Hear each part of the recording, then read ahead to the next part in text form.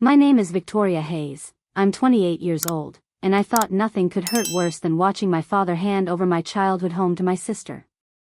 But standing in that crowded engagement party, hearing him declare that Brittany was his real daughter while I was just the mistake that came with my mother, felt like my heart being ripped from my chest and thrown on the floor for everyone to see.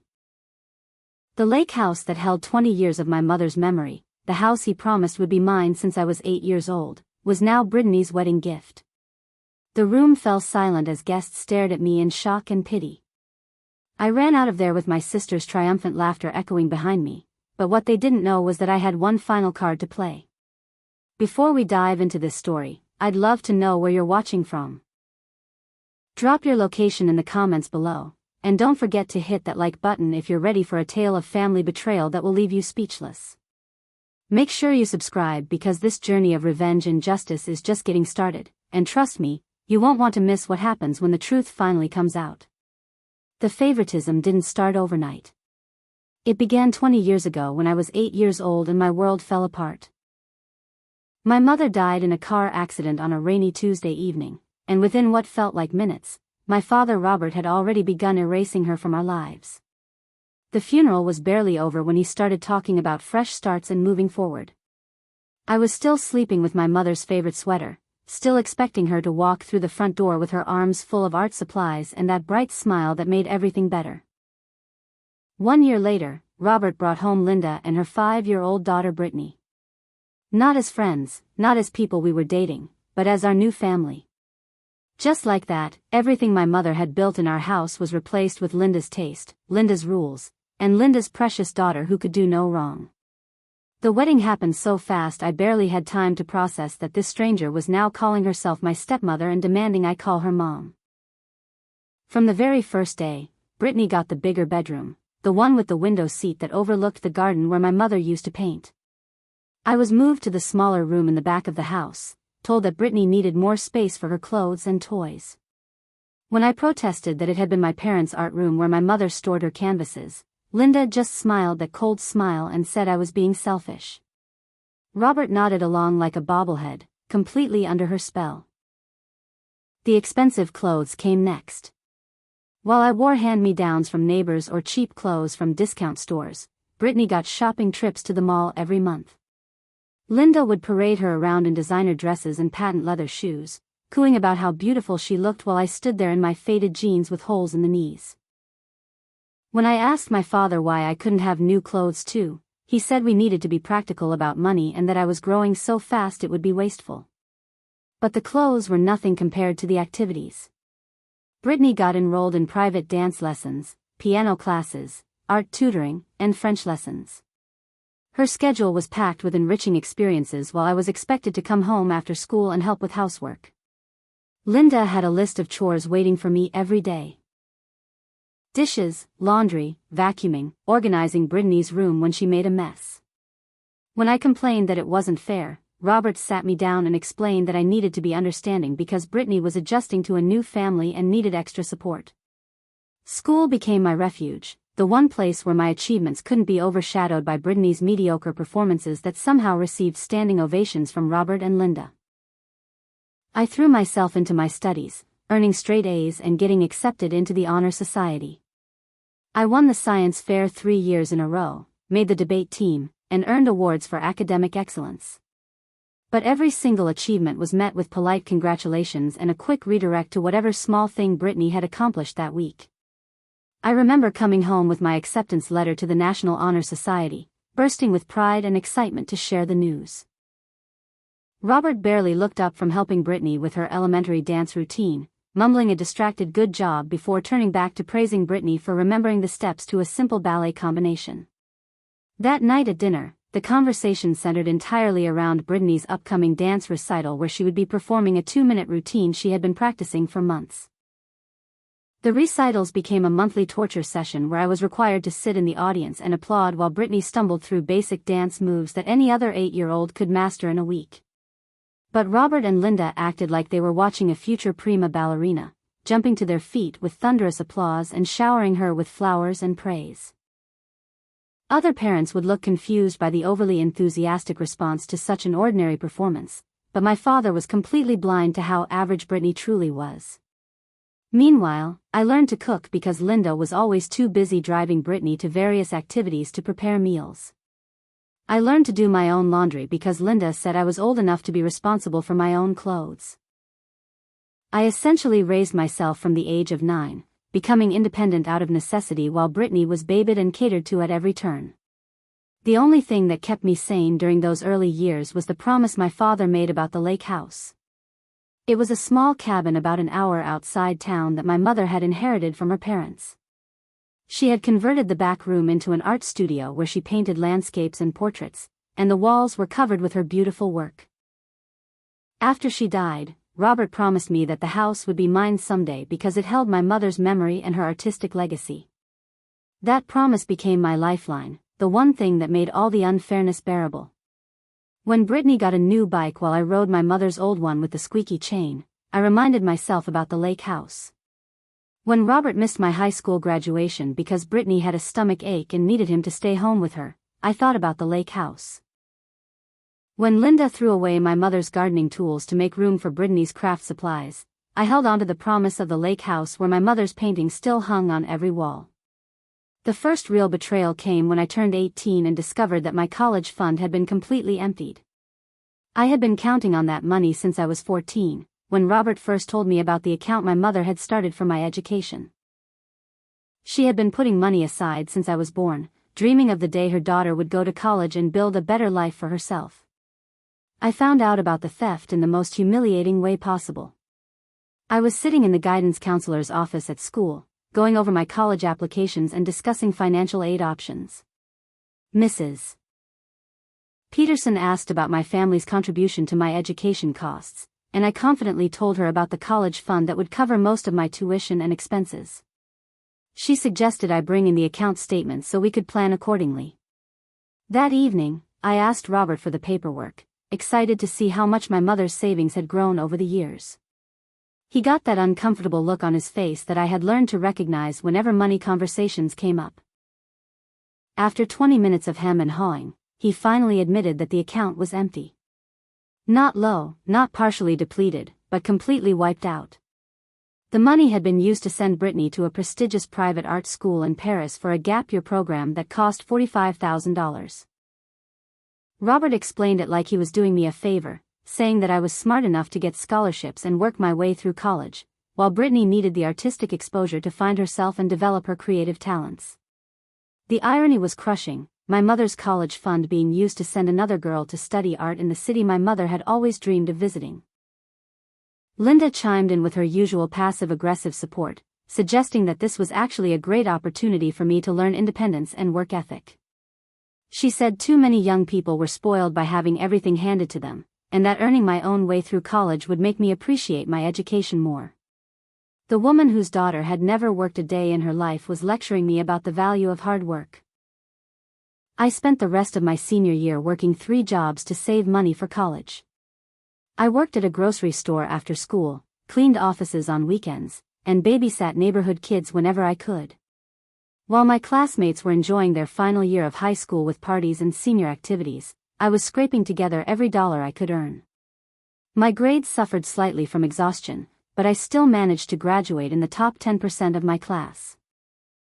The scholarship applications became my new obsession. I wrote essays about overcoming adversity, about being a first-generation college student, about my dreams of building a business empire.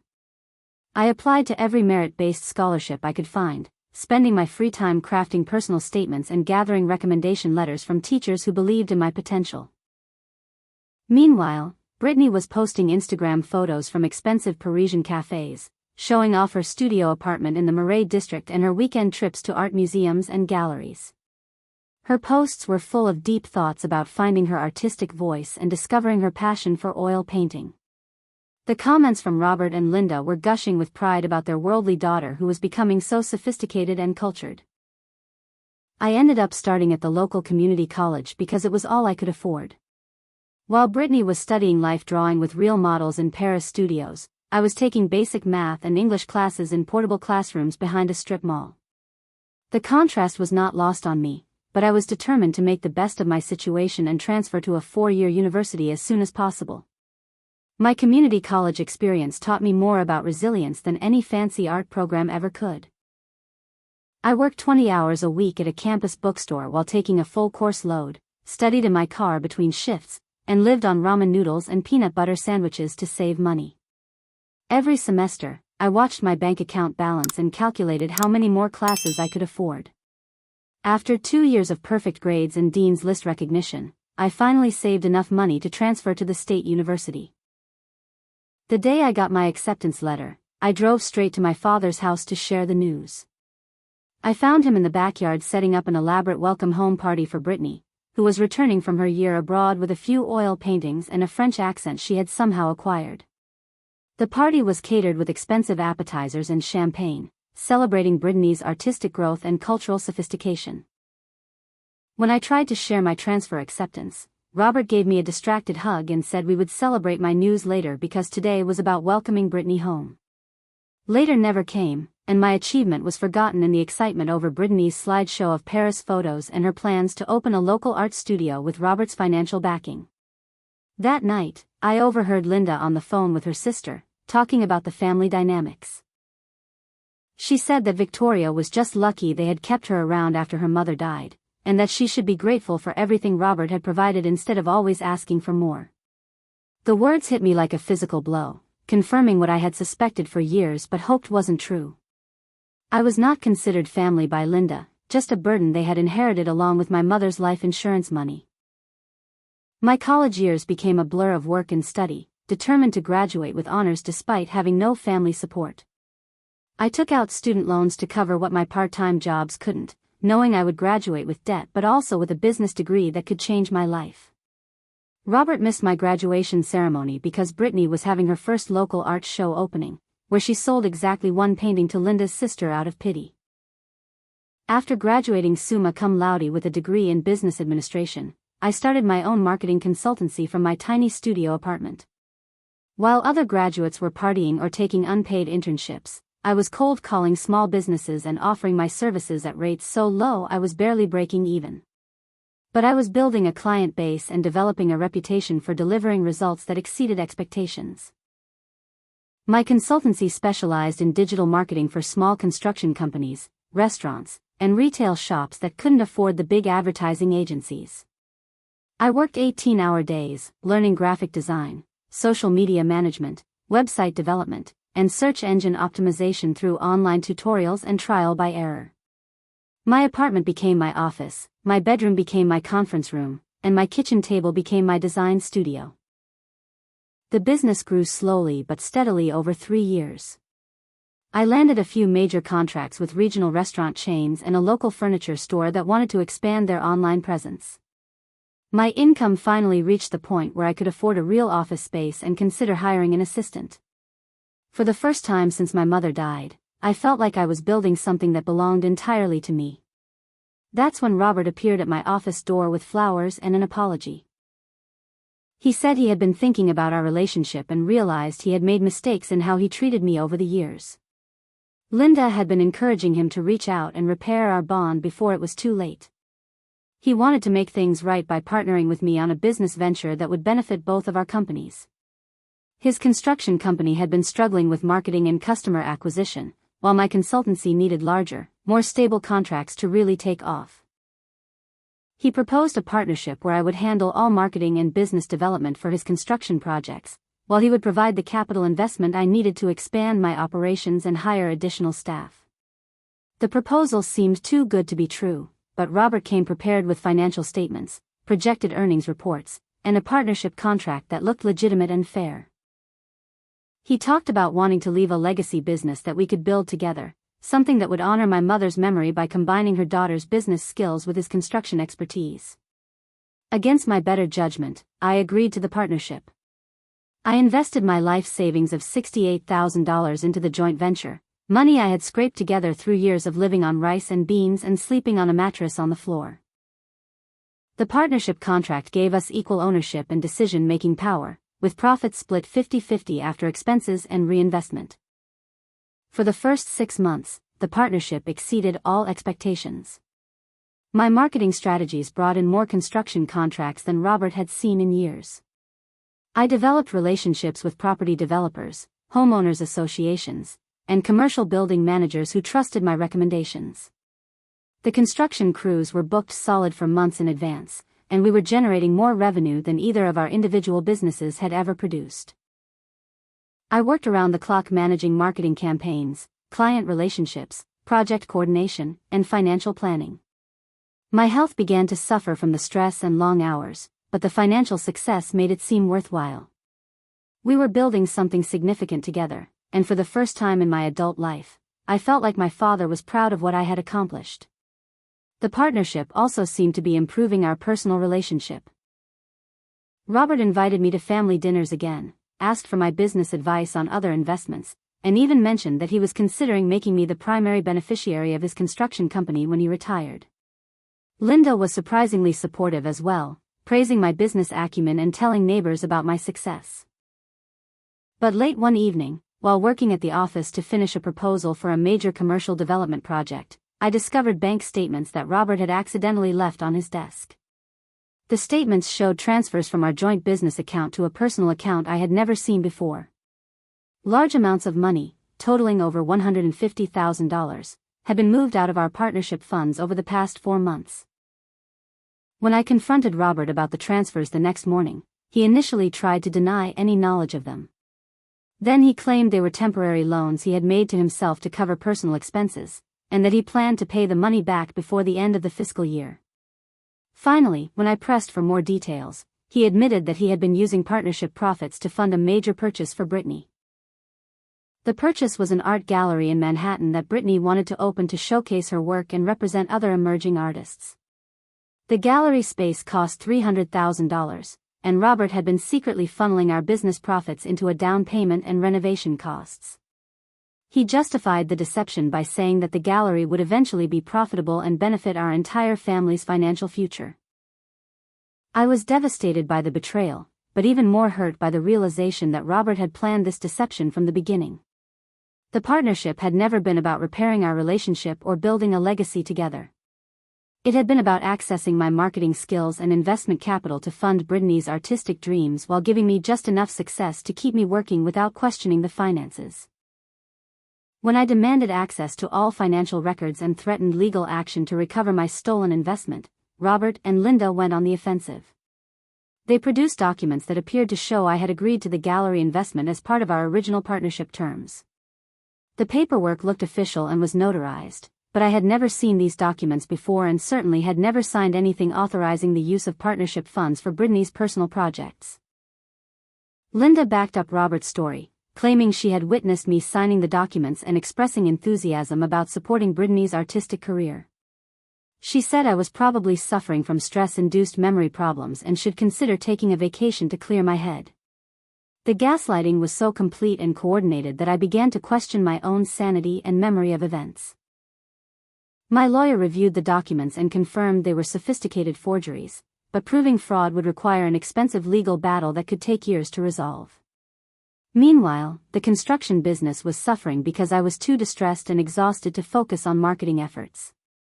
Client relationships deteriorated, new contracts dried up, and our reputation in the industry began to suffer. The stress of the betrayal and legal uncertainty triggered severe anxiety and panic attacks that interfered with my ability to work effectively.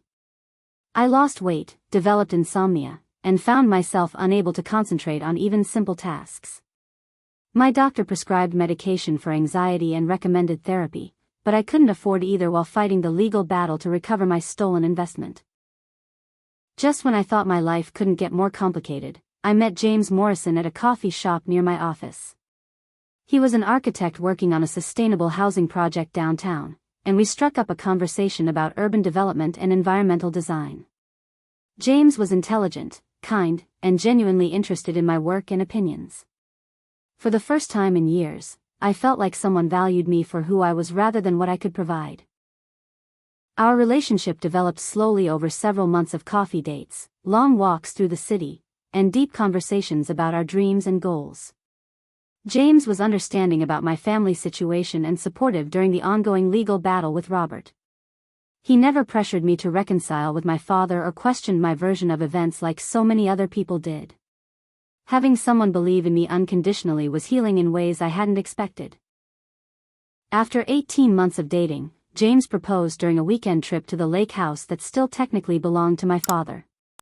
He had arranged a picnic by the water where my mother used to paint, and he got down on one knee just as the sunset was reflecting off the lake in brilliant oranges and pinks.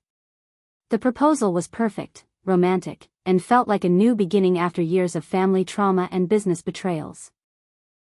We started planning a small wedding for the following spring, nothing elaborate or expensive, just a celebration with close friends and the family members who actually supported our relationship.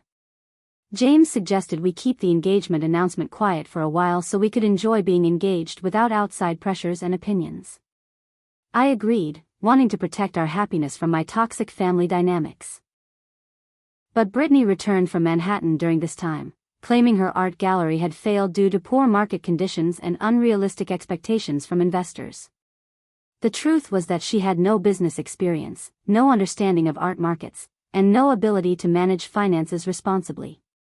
The gallery had lasted exactly 8 months before creditors forced her to close and declare bankruptcy. She moved back into Robert's house temporarily while figuring out her next steps, and suddenly our family dinners became mandatory again. Linda insisted that we needed to support Brittany through this difficult transition and help her rebuild her confidence after her entrepreneurial setback. I was expected to provide career counseling and business advice to the same person whose dreams had cost me my life savings. During these family gatherings, Brittany started flirting aggressively with James.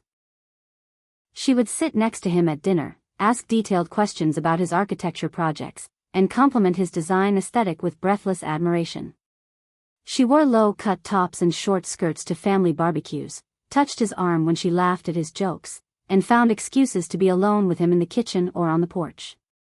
I tried to address Brittany's behavior directly, but she played innocent and claimed she was just being friendly to her future brother-in-law. Linda and Robert supported her version, suggesting that I was being paranoid and possessive because of stress from work and legal issues. They said James was a charming man who naturally attracted attention from women, and that I should be confident enough in our relationship not to feel threatened by normal social interactions. James seemed oblivious to the flirtation at first, or at least he pretended to be. But I noticed him responding more enthusiastically to Brittany's attention as the weeks went on. He would laugh louder at her jokes, engage in longer conversations about art and culture, and even started asking about her gallery experience and artistic background. When I pointed out that Brittany was being inappropriate, James accused me of being jealous and controlling. The situation came to a head one evening when I stopped by James's apartment unexpectedly and found Brittany there. She was sitting on his couch with tears streaming down her face, telling him about how lonely and misunderstood she felt since returning home. James was sitting close beside her, offering tissues and reassuring words about her talent and potential for future success. When I asked what was happening, Brittany claimed she had called James feeling suicidal and desperate for someone to talk to.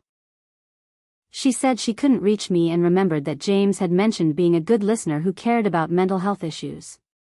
James confirmed that Brittany had called him in crisis, and he felt obligated to help someone who was struggling emotionally. But something about the scene felt staged and manipulative. Brittany's makeup was perfectly applied despite her supposed crying, and she was wearing an outfit that looked more appropriate for a date than a mental health crisis. When I suggested she should talk to a professional counselor or call a crisis hotline, she got defensive and accused me of not caring about her well-being.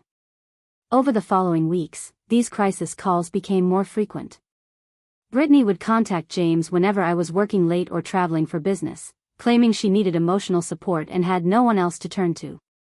James began canceling our date nights to comfort Brittany through her various emergencies and setbacks.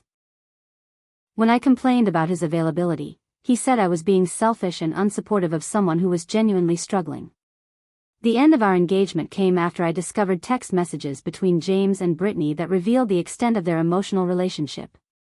The messages went back several weeks and included deeply personal conversations about their feelings, their dreams, and their dissatisfaction with their current life situations. Brittany had been sharing fabricated stories about my mental health, claiming I was unstable, vindictive, and potentially dangerous when I didn't get my way.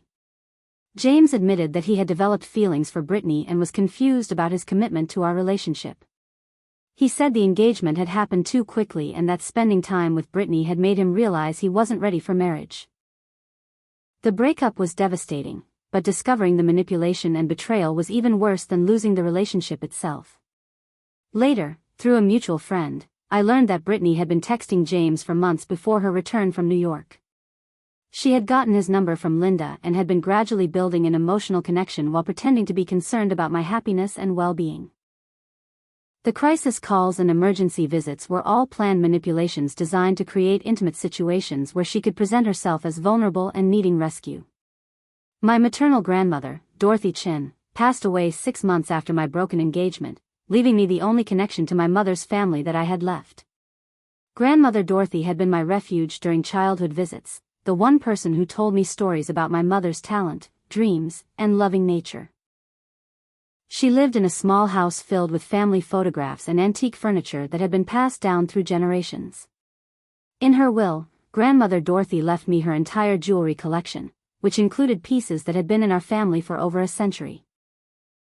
The collection was appraised at $60,000 and included my great-grandmother's emerald necklace, a set of pearl earrings from the 1920s, a diamond tennis bracelet, and several vintage gold brooches and rings that told the story of 4 generations of strong women.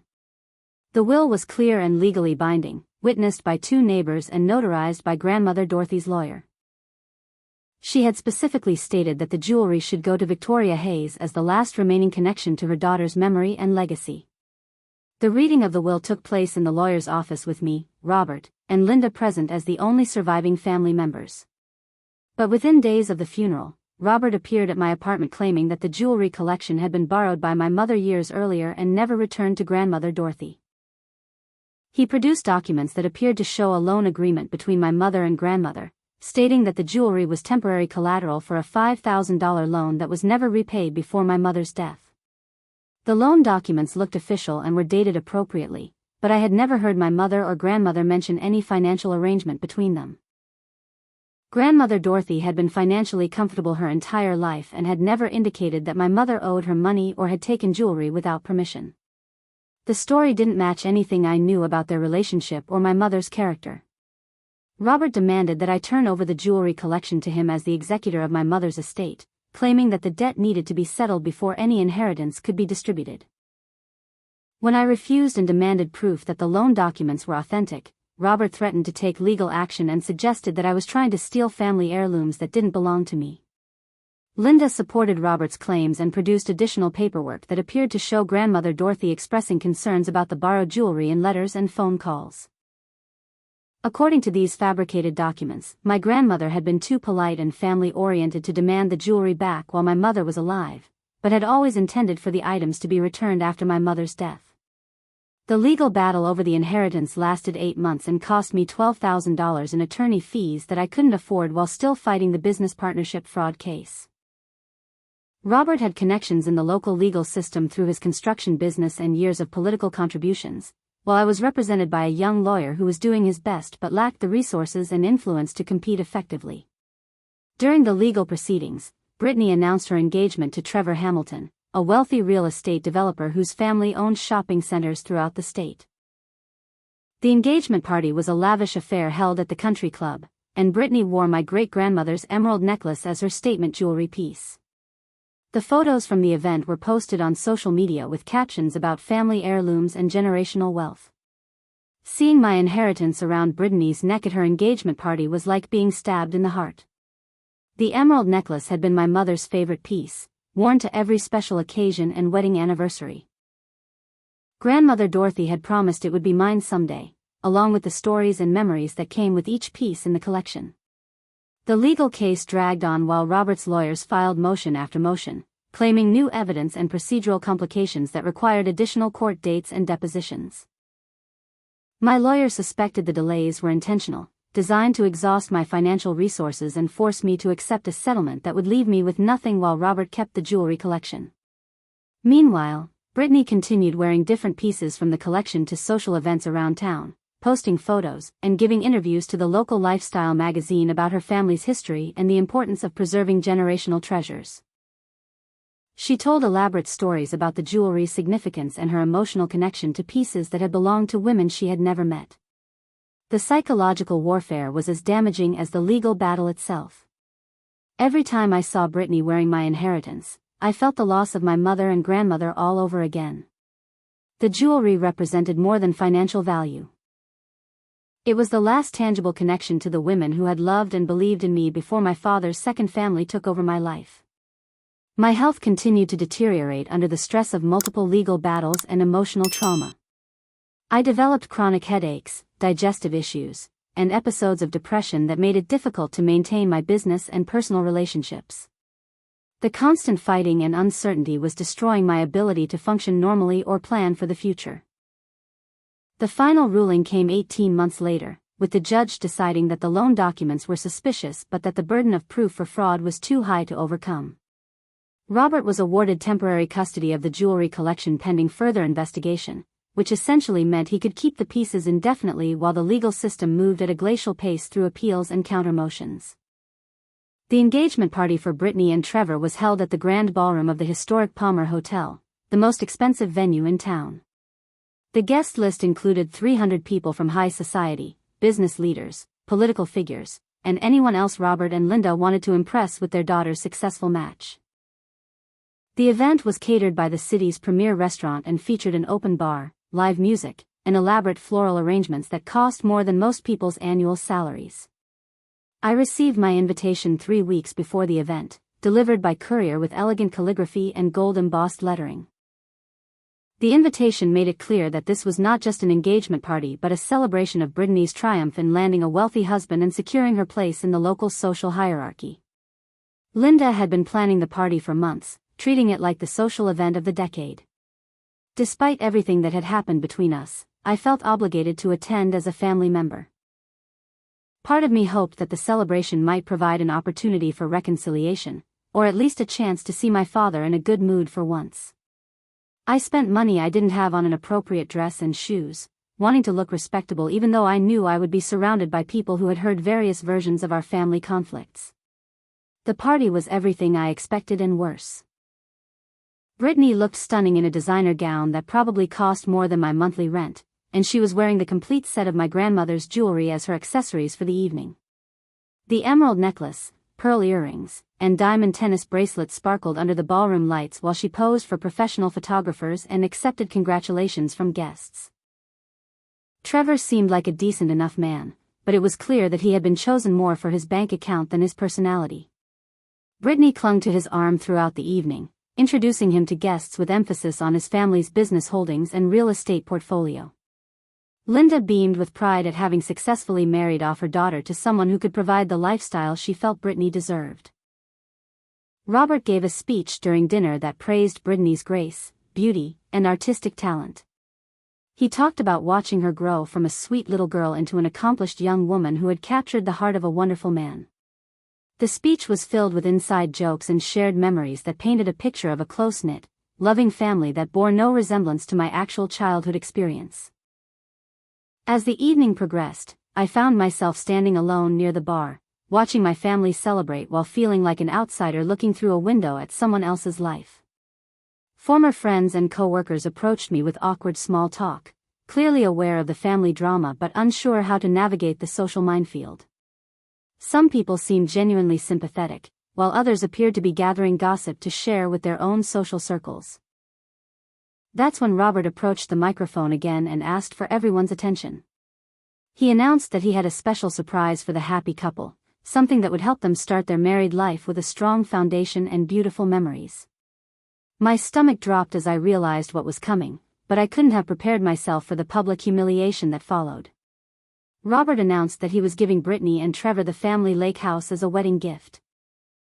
He described the property as a special place where generations of our family had created cherished memories, and said that he couldn't think of a better way to celebrate their love than by passing on this meaningful legacy to the next generation.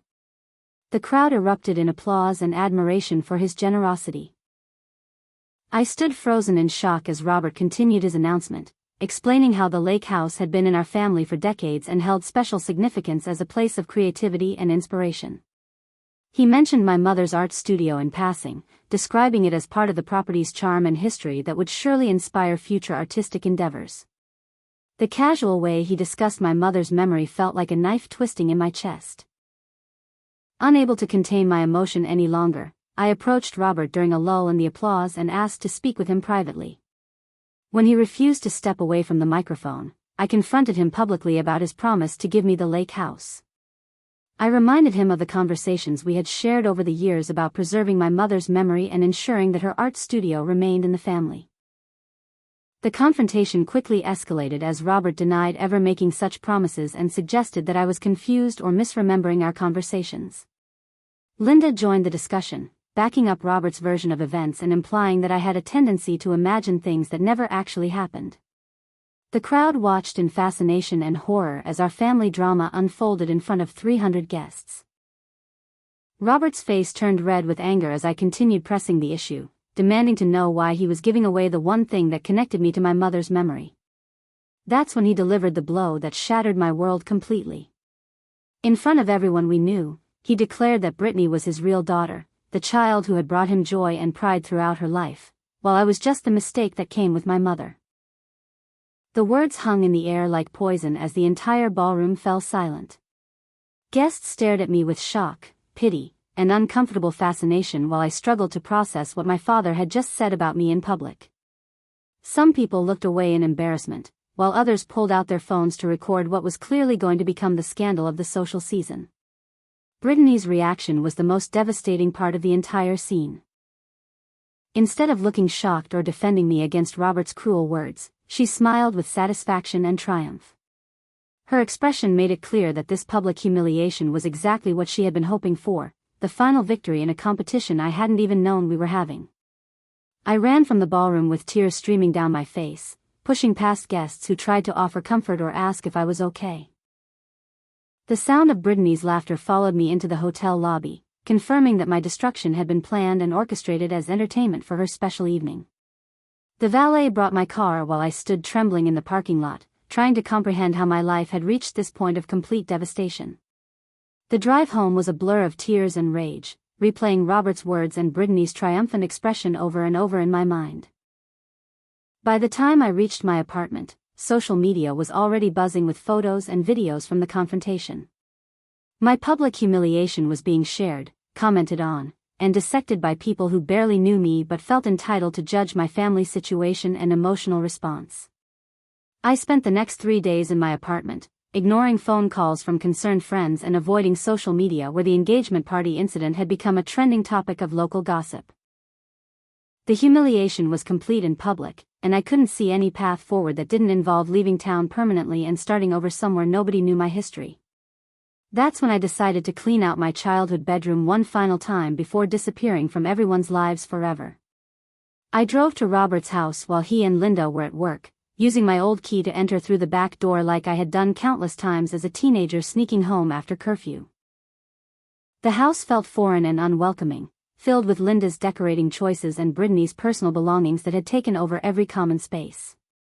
My old bedroom had been converted into Linda's craft room years earlier, but there was still a small closet where some of my childhood belongings had been stored in boxes.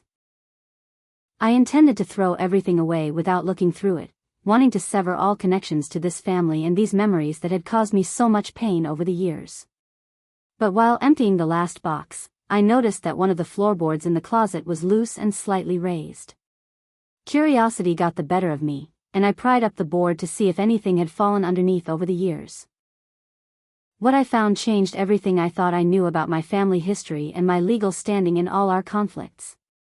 Hidden beneath the floorboard was a small waterproof box that contained my mother's private diary, legal documents I had never seen before, and a collection of letters that told a completely different story about my parents' relationship and my father's character.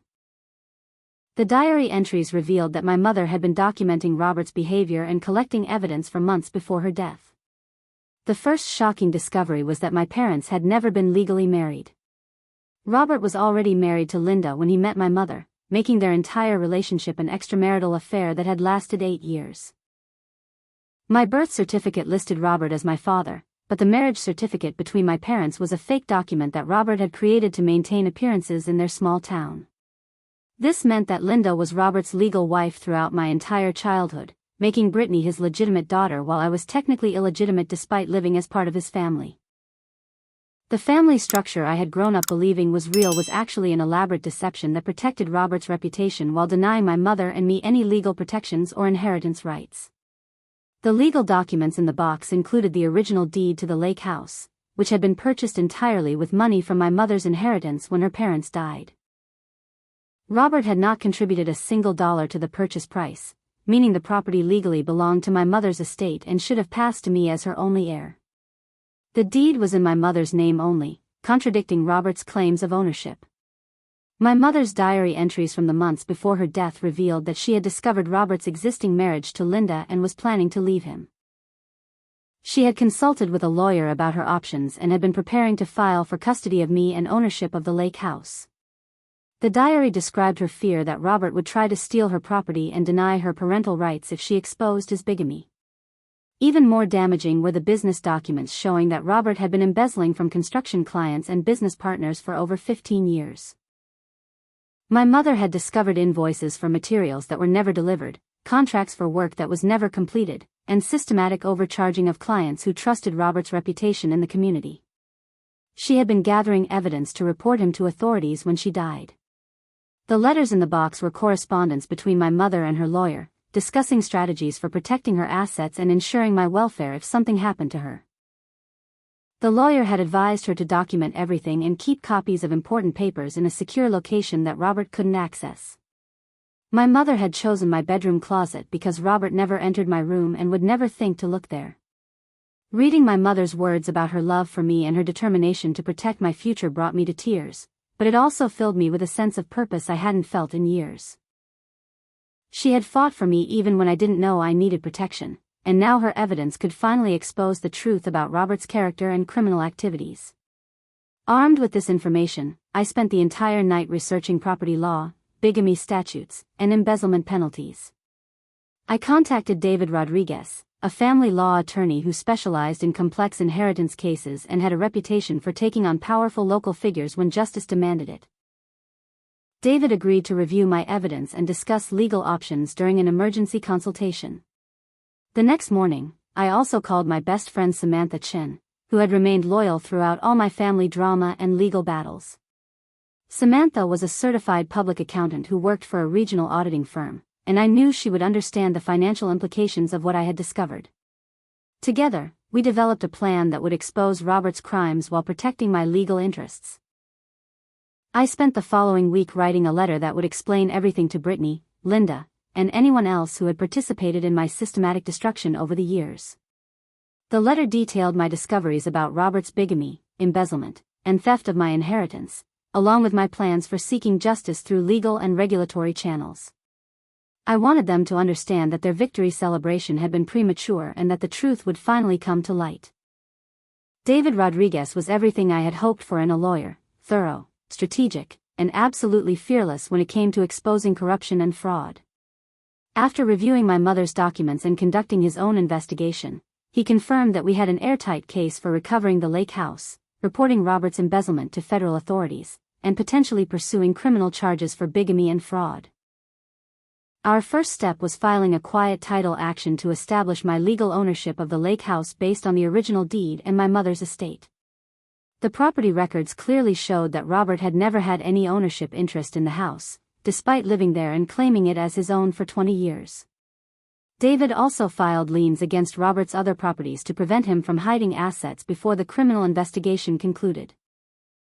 Simultaneously, we reported Robert's embezzlement activities to the FBI's White-Collar Crime Division and the State Attorney General's office. The evidence my mother had collected, combined with David's investigation of more recent financial records, revealed a pattern of fraud that had cost victims over $2 million during the past decade. Several of Robert's former business partners agreed to cooperate with the investigation once they learned about the systematic theft. Samantha helped me analyze Robert's business records and tax filings, discovering additional evidence of money laundering and tax evasion that strengthened the criminal case. Her accounting expertise was invaluable in translating complex financial transactions into clear evidence that prosecutors could use to build their case against Robert. The timing of our legal actions was carefully coordinated to maximize impact and prevent Robert from destroying evidence or fleeing the jurisdiction.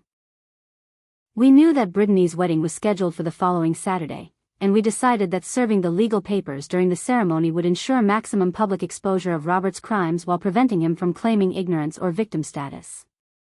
I wrote my letter explaining everything during the week leading up to the wedding, wanting Brittany to understand exactly why her perfect life was about to implode. The letter detailed every betrayal, every theft, and every lie that Robert had told over the years, along with my evidence for each claim. I wanted her to know that her father's generosity had been funded by stealing from other people, including his own daughter. The letter also addressed Linda's role in the various deceptions and manipulations, pointing out that her legal marriage to Robert made her complicit in bigamy and potentially liable for returning assets that had been acquired through fraud. I made it clear that their comfortable lifestyle had been built on criminal activities that were about to catch up with them. On Saturday morning, David filed all our legal documents with the appropriate courts and law enforcement agencies. FBI agents were standing by to execute search warrants on Robert's home and business offices as soon as the paperwork was processed.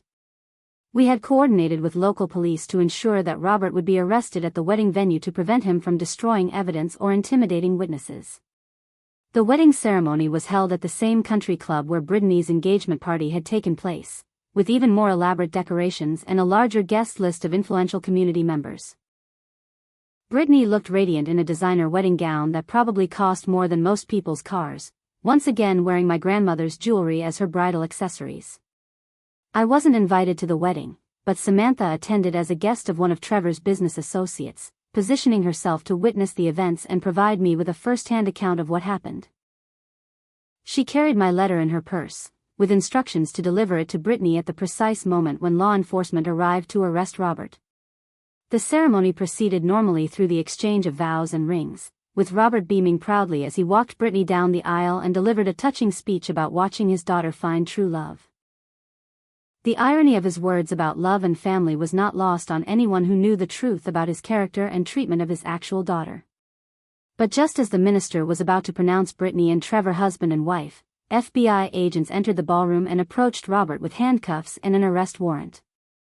The charges were read aloud in front of 300 wedding guests. Embezzlement, wire fraud, money laundering, tax evasion, and conspiracy to defraud multiple victims over a period of 15 years. The ballroom erupted in chaos as guests tried to process what was happening and why the father of the bride was being arrested at his daughter's wedding. Trevor looked mortified and confused, demanding to know what was going on and whether this was some kind of mistake or prank. Brittany stood frozen in her wedding dress, watching her perfect day disintegrate in real time. That's when Samantha approached Brittany and handed her my letter with the words, "Victoria wanted you to have this." Brittany's face went white as she read the first few lines, and then she screamed, "You're joking," loud enough for the entire ballroom to hear. But as she continued reading, her expression changed from disbelief to horror as she realized that everything in the letter was true and documented. The letter explained that I was reclaiming legal ownership of the lake house, that Robert's marriage to Linda made him a bigamist, that the jewelry collection legally belonged to me, and that federal investigators were seizing all assets acquired through Robert's embezzlement activities. Brittany's wedding gifts, her father's construction company, and even the house she had grown up in were all subject to criminal forfeiture proceedings. Linda tried to claim ignorance about Robert's criminal activities and distance herself from the charges, but David had evidence showing she had signed tax returns and business documents that made her complicit in the fraud scheme. Her attempts to portray herself as another victim fell flat when investigators discovered luxury purchases and expensive vacations that had been funded through stolen money. Trevor, faced with the scandal and potential legal liability of marrying into a criminal family, made the practical decision to call off the wedding immediately. He couldn't risk his family's reputation and business interests being associated with federal fraud charges and embezzlement investigations. The marriage was annulled before it was even completed, leaving Brittany abandoned at the altar in front of everyone she had wanted to impress. The wedding guests dispersed quickly once they realized the extent of the criminal charges and the likelihood that their attendance would be reported in news coverage of Robert's arrest. Many of these people were prominent business and community leaders who couldn't afford to be associated with fraud investigations, even as innocent bystanders. Local news crews arrived within hours to cover the story of a prominent businessman's arrest at his daughter's wedding, turning the event into a public relations nightmare for everyone involved. The footage of Robert being led away in handcuffs while wearing his wedding tuxedo became the lead story on every local news broadcast for weeks. 6 months after Brittany's wedding disaster, my life had been transformed in ways I never could have imagined. The legal proceedings moved quickly once federal investigators had access to my mother's evidence and their own financial analysis of Robert's business activities. Robert pled guilty to multiple felony charges in exchange for a reduced sentence, but he still faced 8 to 12 years in federal prison and complete forfeiture of assets acquired through criminal activities. The lake house was officially returned to me through the quiet title action, along with my grandmother's jewelry collection that had been purchased with stolen money. Robert's construction company was liquidated to pay restitution to his victims, and Linda was forced to sell their family home to cover legal fees and additional restitution payments. The comfortable lifestyle they had built on the backs of Robert's victims evaporated overnight. Brittany found herself completely alone and financially devastated, with no job skills, no education, and no family support system to help her rebuild her life. Trevor's family made it clear that any contact with her would result in legal action, and her former friends from high society distanced themselves from the scandal and criminal associations. She reached out to me several times, initially demanding money and later begging for forgiveness and financial assistance. I refused her requests for help, not out of vindictiveness but out of necessity for my own healing and growth. Years of therapy had taught me that maintaining boundaries with toxic family members was essential for my mental health and that I had no obligation to rescue someone who had participated in my systematic destruction. Brittany needed to face the consequences of her choices and learn to support herself for the first time in her life. Linda moved back to her hometown in another state, using the last of her savings to start over in a small apartment while working at a retail job that barely covered her basic expenses. Her attempts to maintain contact with me were met with the same boundaries I had established with Brittany. I felt no satisfaction in their downfall, but I also felt no responsibility for helping them recover from the consequences of their own actions. The transformation of the lake house became my healing project and a way to honor my mother's memory while helping other women recover from family trauma. I used the insurance settlement from my mother's wrongful death case, which had been tied up in legal proceedings for 20 years, to renovate the property into a retreat center for women escaping abusive family situations or recovering from narcissistic abuse. My mother's art studio was carefully restored and expanded into a larger creative space where retreat guests could explore art therapy, writing, music, and other forms of creative expression. The walls displayed my mother's paintings alongside artwork created by women who had found healing through the retreat programs. The space became a testament to resilience and the power of creativity to process trauma and build new identities. The retreat center offered weekend workshops, week-long intensives, and month-long residency programs for women at various stages of recovery from family trauma. We brought in therapists, life coaches, career counselors, and financial planners who understood the unique challenges faced by women who had been systematically undermined by their own families. The program addressed not just emotional healing but practical skills for building independent, successful lives. My own healing journey included therapy with Dr. Ellen Martinez, a specialist in family trauma and narcissistic abuse recovery. Through our work together, I learned to recognize the patterns of manipulation and gaslighting that had shaped my entire worldview, and I developed strategies for building healthy relationships based on mutual respect and authentic connection. The business skills I had developed through years of struggle became valuable tools for helping other women achieve financial independence and professional success. I offered workshops on entrepreneurship, marketing, financial planning, and negotiation skills that empowered women to advocate for themselves in business and personal relationships. James reached out to me several months after Robert's arrest, expressing remorse for his role in Brittany's manipulation and asking for a chance to rebuild our relationship. He had been attending therapy to understand how he had been vulnerable to her tactics and to develop better boundaries for future relationships.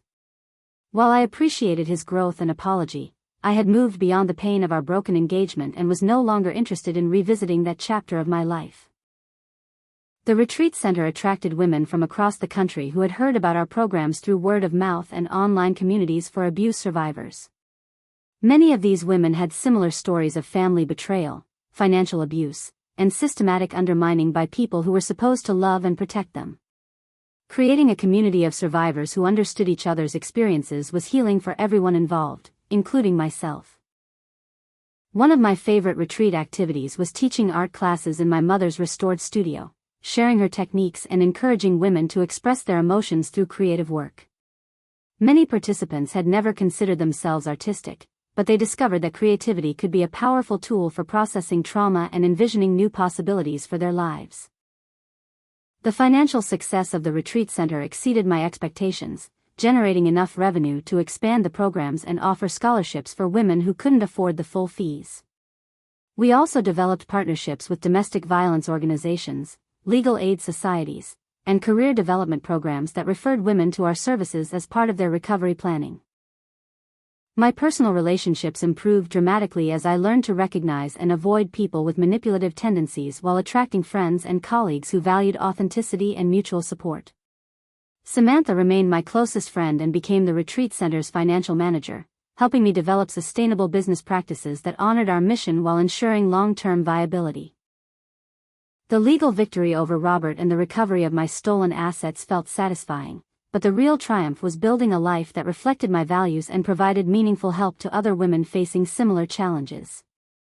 Every woman who graduated from our programs and went on to build a successful, independent life validated my decision to transform my pain into purpose rather than simply seeking revenge. As I sit in my mother's art studio now, painting landscapes of the lake where she once found inspiration, I feel her presence and approval in ways that comfort and motivate me. The retreat center has become exactly what she would have wanted, a place where women support each other, pursue their dreams, and refuse to let family trauma define their futures. The journey from victim to survivor to thriver was longer and more difficult than I ever imagined, but it taught me that resilience is not about enduring abuse or accepting unfair treatment. True strength comes from recognizing your worth, setting boundaries with toxic people, and building a life that reflects your values rather than other people's expectations or manipulations. I still think about Robert sometimes, wondering if he ever feels genuine remorse for the pain he caused or if he simply regrets getting caught. But those thoughts no longer consume me or interfere with my daily happiness.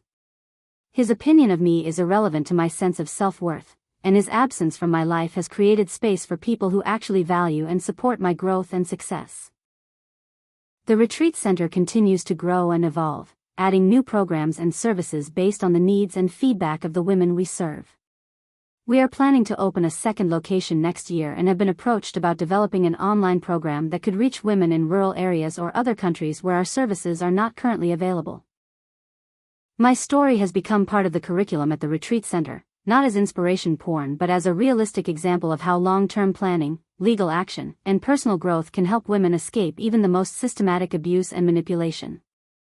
Every woman who hears my story and realizes she has options beyond enduring her current situation makes all the pain and struggle worthwhile. So I want to ask you, have you ever felt overlooked or undervalued by your own family? How did you find the strength to stand up for yourself when the people who were supposed to love you chose to hurt you instead? Share your experiences in the comments below because your story might be exactly what someone else needs to hear today to find their own courage. If this story resonated with you, please hit that like button and subscribe to this channel for more stories about overcoming family trauma and building the life you deserve. Don't forget to share this video with someone who might need to hear that they are not alone in their struggle and that healing is possible even after the deepest betrayals. Thank you for listening to my story, and remember that your family's opinion of you does not define your worth or limit your potential for happiness and success. May you find the strength to choose yourself and build the beautiful life you deserve, surrounded by people who see your true value and celebrate your authentic self.